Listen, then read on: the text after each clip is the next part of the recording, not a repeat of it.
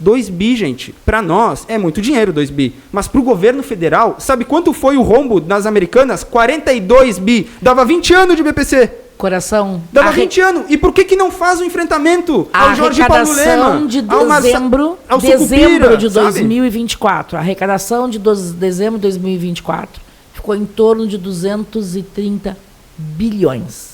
E aí eu vou só pegar o ganchinho, vocês dois falaram na questão do neoliberalismo, 30 anos. Um dos grandes problemas é que não se discute mais um projeto de Estado. O que se discute há 4 anos é um projeto de governo. Então, o Estado continua montado sobre aquela base neoliberal que se constitui pós-abertura, pós-Constituição de 88. Sim, principalmente nos governos FHC. Então, não há mais uma discussão. Nós temos um governo, vamos lá, social-liberal, né? Dá para dizer assim.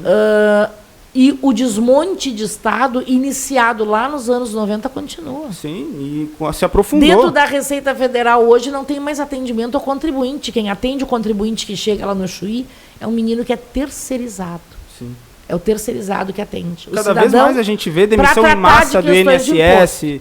Então, o que assim, ó, discussão de Estado. E aí eu quero chutar a bola, porque eu sou do fisco, eu tô louca para chegar no raio do imposto. Mas vamos começar, tá bem? Tá entendendo? Mas só porque eu polemizei com ele ali. Ótimo. Sim, para não ficar uma ponta solta, claro. Ouvi atentamente a tua exposição, acho que tu faz uma crítica muito consistente mesmo, de verdade, tá? Uma crítica à esquerda. Só não abro mão do apontamento que te fiz no início, por método mesmo. Sim.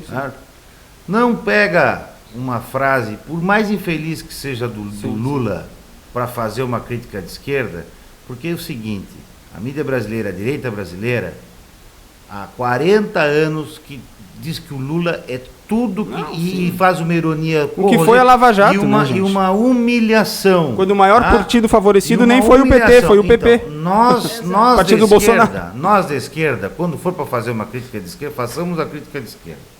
Sim, com certeza. Mas sem jamais tentar, porque senão, se a gente cair nessa, nós podemos até perder aquelas pessoas que a gente gostaria de ganhar, porque eu tenho certeza que tu quer, como tu disseste, expandir o campo, tu quer trazer, né, Claro. o governo e, sobretudo, a base social do governo, uma posição mais consequente. Sim. Essa é a tentativa de vocês. Eu leio o jornal de vocês. Sim. Mas eu até brinquei com o Alan. Vocês são lulistas. Vocês só gostariam que o Lula fosse melhor.